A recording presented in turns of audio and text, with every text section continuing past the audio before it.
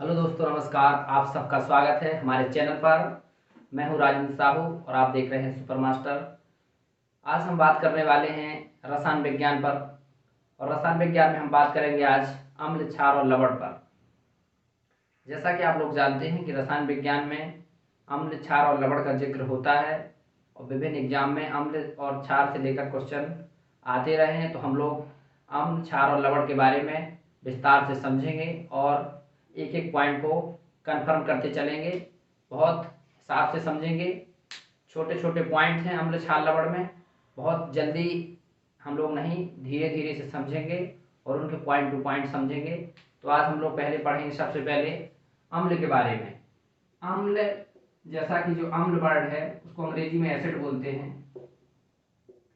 जो अम्ल है एसिड, इसका जो कहने के लिए शब्द होता है एक अम्ल मतलब खट्टा। वे पदार्थ जिनका स्वाद खट्टा होता है उनको अम्ल बोलते हैं। विज्ञान की भाषा में कहें तो वे पदार्थ जो एच आयन देते हैं या प्रोटॉन देते हैं। अम्ल वे पदार्थ जो एच आयन देते हैं। अम्ल ऐसे पदार्थ होते हैं जिनका स्वाद खट्टा होता है। तो ये है अम्ल के बारे में, अम्ल के बारे में प्रारंभिक जानकारी। अब अम्ल कैसे एच आयन देते हैं, अम्ल खट्टे क्यों होते हैं। अम्ल का जो लैटिन में एक नाम है, अम्ल जो शब्द बना है वो ACCRA एकर शब्द से बना है, जिसका अर्थ लैटिन में खट्टा होता है। इसलिए हम लोग अम्ल को, इसका जो लैटिन के बाद अंग्रेजी वर्जन आता है एसिड, इसको एसिड को स्वाद खट्टा होता है। तो अम्ल की परिभाषा क्या है? अम्ल वे पदार्थ जो स्वाद में खट्टे होते हैं और किसी जलीय विलयन में एच आयन या प्रोटॉन देते हैं। तो ये थी अम्ल की परिभाषा। अब हम लोग समझेंगे कि अम्ल हमारे जीवन में किस प्रकार से उपयोगी है। जैसा कि आप लोग जानते हैं, जीव विज्ञान में आप लोग पढ़ेंगे, एक हमारे शरीर के अंदर HCl अम्ल बनता है जो भोजन के पचाने में बहुत सहायक होता है। और भी अम्ल होते हैं, जैसे पेट में विभिन्न प्रकार की गैसें बन जाती हैं, उसके लिए भी हम कार्बनिक अम्ल रूप में अम्ल लेते हैं।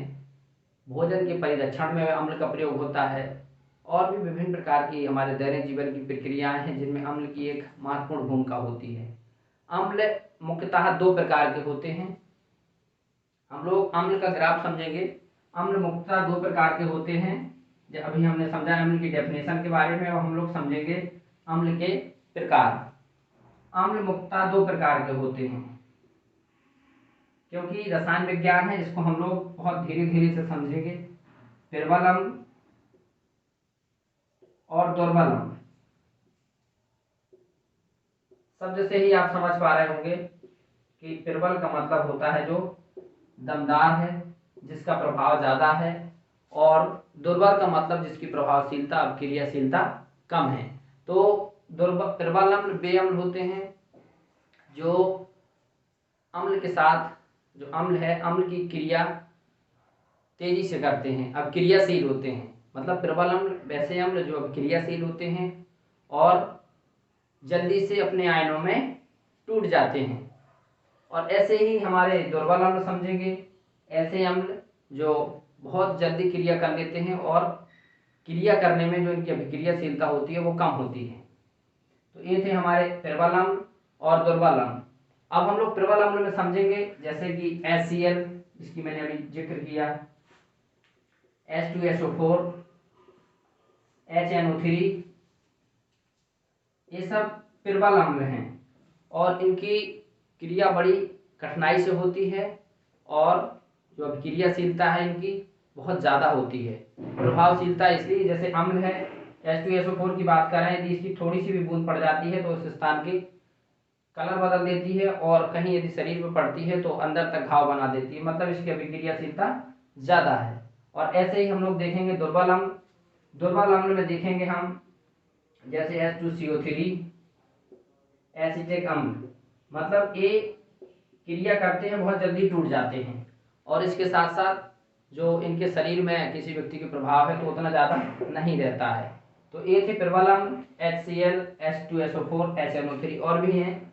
और ये हैं दुर्बल अम्ल, H2CO3 कार्बोनिक अम्ल और CH3COH एसिटिक अम्ल।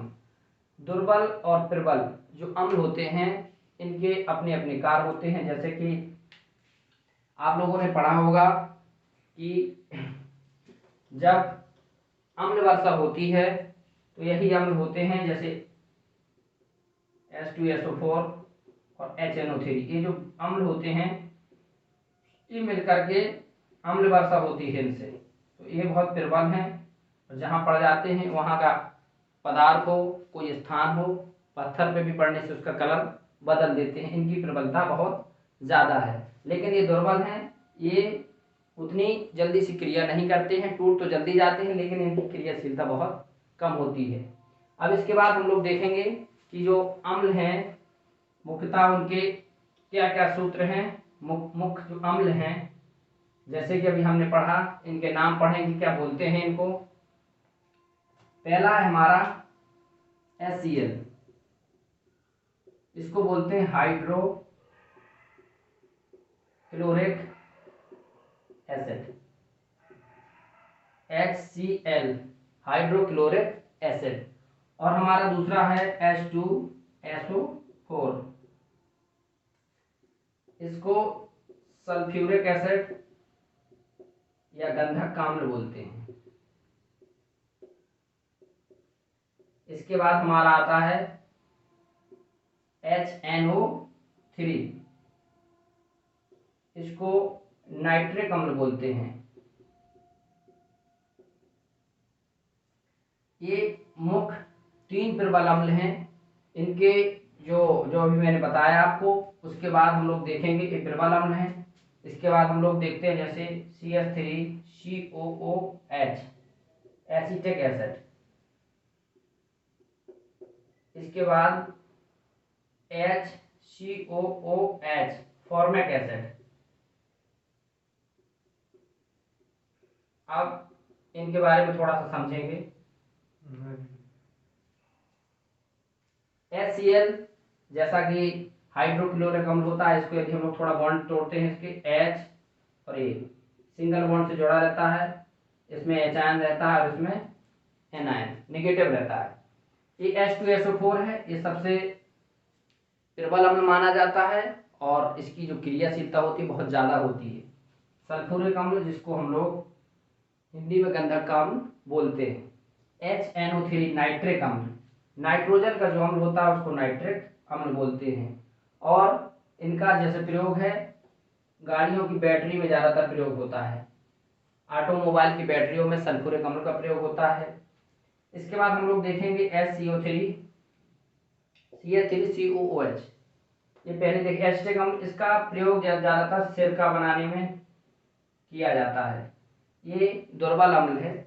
इसके बाद हम लोग देखेंगे फॉर्मिक अम्ल, ये चींटियों के, जैसे चींटियां काट लेती हैं या विभिन्न प्रकार के डंक वाले जो कीड़े मकोड़े हैं उनमें पाया जाता है। ये मुख्य थे वैसे प्रबल अम्ल के और दुर्बल अम्ल के। हम लोग और आगे देखें तो सिट्रिक एसिड होता है, लैक्टिक एसिड होता है, और भी बहुत सारे अम्ल हैं, लेकिन हम लोगों को यहाँ मुख्य पढ़ना है। उसके बाद हम लोग देखेंगे अब अम्ल में हम लोग और आगे देखेंगे ऑक्सीजन और हाइड्रोजन की उपस्थिति के आधार पर अम्ल को 2 प्रकार से बांटा गया है। जैसा कि आप लोग देख रहे हैं, हाइड्रोजन अम्ल और ऑक्सी अम्ल। मतलब ऐसे अम्ल जिनमें हाइड्रोजन की उपस्थिति होगी उनको हाइड्रोजन अम्ल बोलेंगे, और ऐसे अम्ल जिनमें ऑक्सीजन की उपस्थिति होगी उनको ऑक्सी अम्ल बोलेंगे। जैसे कि HCl हमारा हाइड्रोजन अम्ल है, HCN hydrogen cyanide, HBr hydrogen bromide, ये सब हाइड्रोजन अम्ल हैं लेकिन इनमें हाइड्रोजन की उपस्थिति है इसलिए इनको हाइड्रोजन अम्ल बोला गया। अब इसमें ऑक्सी अम्ल में हम लोग देखेंगे जिसमें ऑक्सीजन की उपस्थिति होगी, जैसे कि हमारा H2SO4 HNO3 CH3COOH, ऐसे अम्ल जिनमें ऑक्सीजन की उपस्थिति होती है उनको ऑक्सी अम्ल बोलते हैं। और ऐसे अम्ल जिनमें हाइड्रोजन की उपस्थिति होती है और हाइड्रोजन जो होता है विस्थापनी होता है उनको हाइड्रोजन अम्ल बोलते हैं। और जिसमें ऑक्सीजन होता है, जो इसमें ऑक्सीजन जुड़ा रहता है इसलिए इसको ऑक्सी अम्ल बोलते हैं। अब हम लोग आगे देखने वाले हैं क्षार के बारे में। क्षार, जैसा कि जिसको बेस बोला जाता है, क्षार अम्ल से उलट होते हैं। कैसे होते हैं? अम्ल से जस्ट अपोजिट हम लोग समझेंगे बेस। अम्ल क्या करते थे? एच आयन देते थे, लेकिन इसके अपोजिट ये ओ एच आयन देंगे। और इस स्वाद में खट्टे ना होकर के कसीले होते हैं। क्षार जो होते हैं वो स्वाद में कसीले होते हैं, और जो जल में एच आयन हमारे अम्ल देते थे और अब ये ओ एच आयन देंगे। तो क्षार वे पदार्थ जो स्वाद में कसीले होते हैं और आयनीकृत करने पर ओ एच आयन देते हैं। हम लोग देखेंगे जैसे क्षार सबसे पहले ओ एच आयन देंगे। कैसे? जल से हमने क्रिया की और ओ एच आयन निकल गया, तो ये इसका बेस है। और ये जो एच आयन बना है इसका एसिड है। मतलब जल से या आयनीकृत होने पर जब जो एच आयन देते हैं उनको हम लोग क्षार बोलते हैं। तो क्षार को हम लोग आगे और समझेंगे। क्षार मुख्यतः दो प्रकार के होते हैं, प्रबल क्षार और दुर्बल क्षार। जैसा कि अभी हमने अम्ल में देखा, ऐसे ही क्षार भी अपने दो प्रकार के होते हैं, प्रबल क्षार और दुर्बल क्षार।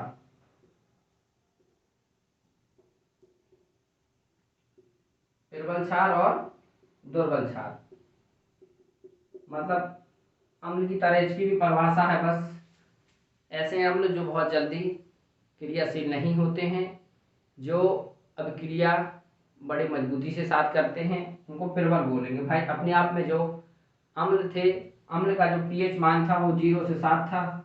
अब इनका जो पीएच मान रहेगा 7 से 14 के बीच रहेगा। तो ये जो क्रिया करेंगे, एच आयन जो अम्ल देता था वे ओ एच आयन देंगे, तो इस ओ एच आयन देने में ये प्रबलता दिखाएंगे।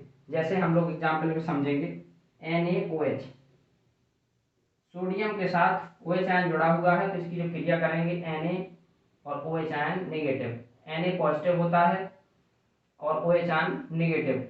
जब Na किसी दूसरे के साथ जुड़ेगा तो ये प्रबल रहेगा और जुड़ने में ये ज़्यादा ऊर्जा लेगा, इसलिए इनको प्रबल क्षार बोलते हैं। और दुर्बल क्षार जैसे NH4OH अमोनियम हाइड्रॉक्साइड, ये दुर्बल क्षार हैं। इनकी क्रिया करेंगे और तुरंत ही अपने आप में टूट जाएंगे।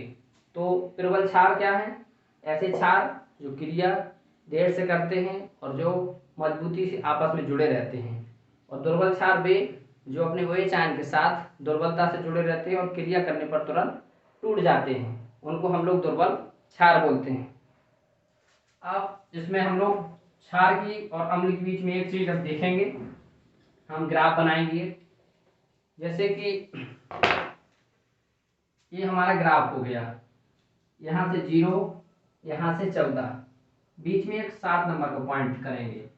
यहाँ तक हमारे जितने 0 से 7 तक जिसकी पीएच मान रहती है वो एसिड, मतलब 7 से इधर 7 जो उदासीन है, 7 का जो नंबर है ये उदासीन है, 0 मतलब हो जाएगा यहाँ पर, इनकी कोई पीएच मान नहीं रहेगी, उदासीन हो जाएंगे। और 0 से 7 तक जो होते हैं जिनका पीएच मान होता है वो अम्लीय होते हैं, और 7 से जिनका 14 तक होता है वो क्षारीय होते हैं।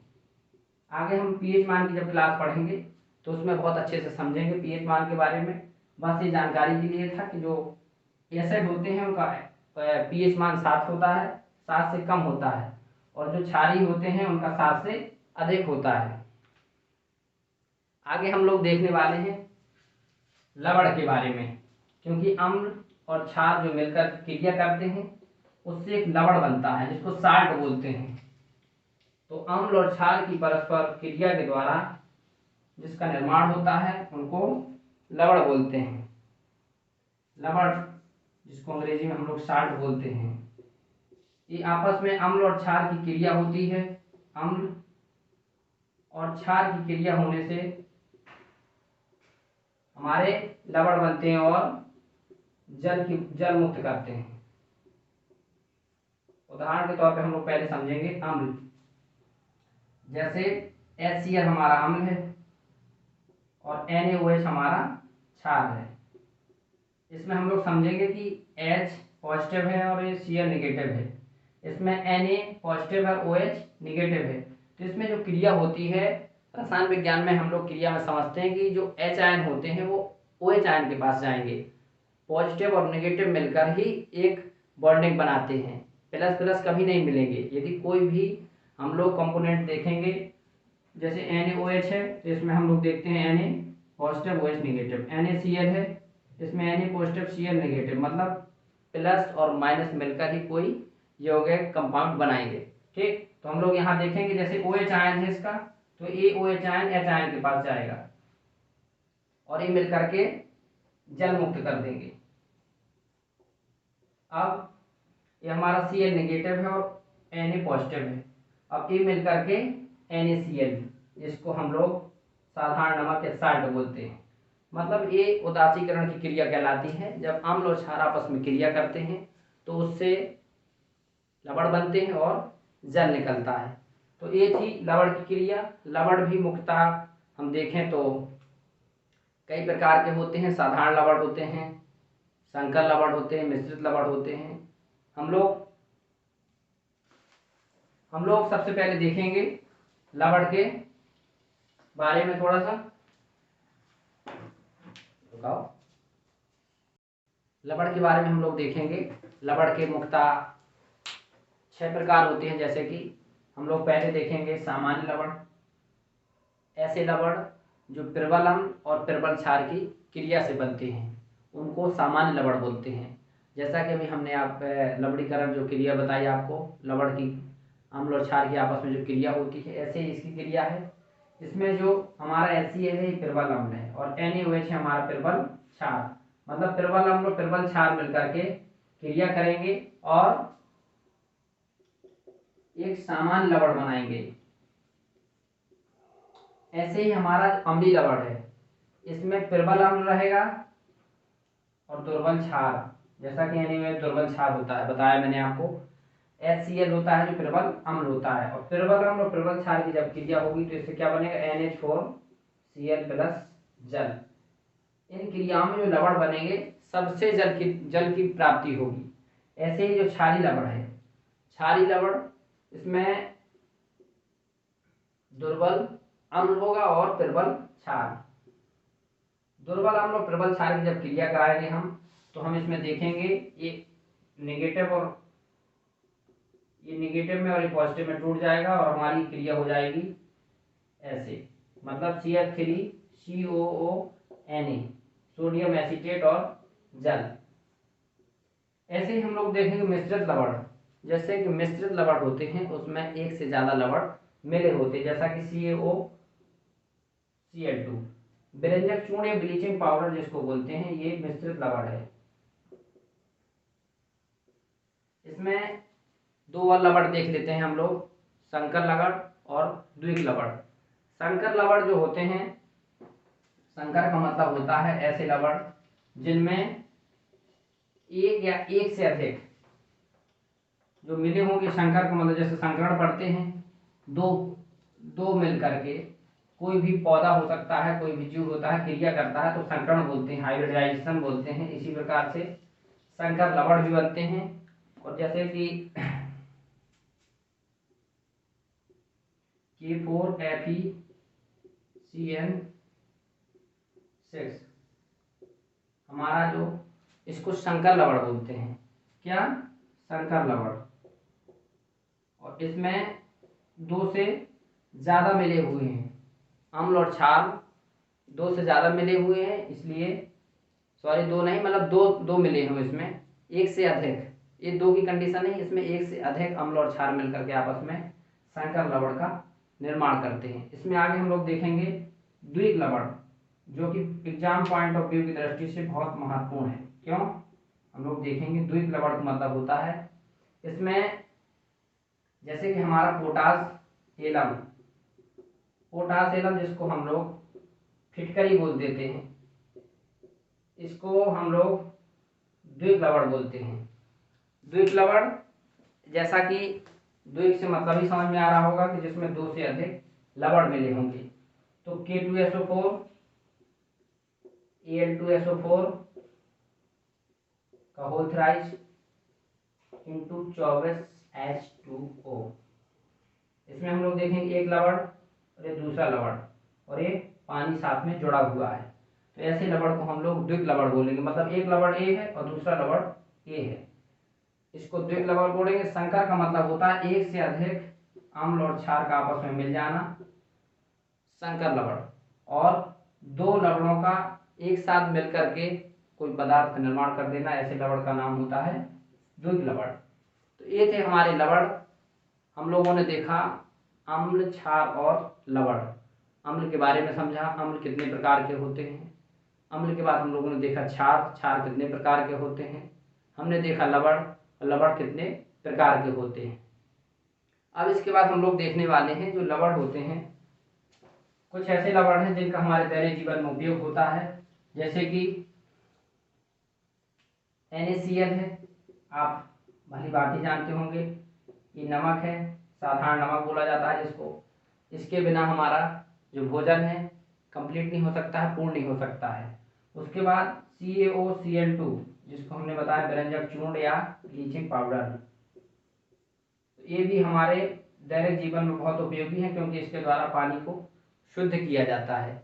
और भी कई सारे लवण हैं, हम लोगों को मोस्ट देखना है जो एग्जाम में आते हैं। जैसे कि मैंने फटकरी का आपको सूत्र बताया, K2SO4 Al2SO4 का होल थ्राइस इंटू 24H2O। इसमें क्या है कि ये फिटकरी जो होती है ये भी जल के शोधन का कार्य करती है। और जो दाढ़ी या हजामत की दुकान में आप जाएंगे तो वहाँ पर दाढ़ी के बाद जो स्किन में लगाई जाती है, ये ब्लड रोकने का काम करती है। तो ये थे कुछ लवण के उपयोग। हम लोग फिर मिलेंगे अगले वीडियो में। हम लोगों ने जितने भी इस कंटेंट को देखा, हमारा प्रयास रहा कि आपके लिए बेहतर से बेहतर जो भी जानकारियाँ थी लेकर आए। और अगले वीडियो में फिर मिलते हैं। हमारे चैनल से जुड़े रहिए और ऐसे ही हम लोग साइंस की क्लास लेकर के आते रहेंगे। आपको ये वीडियो कैसा लगा कमेंट बॉक्स में ज़रूर बताएं। धन्यवाद।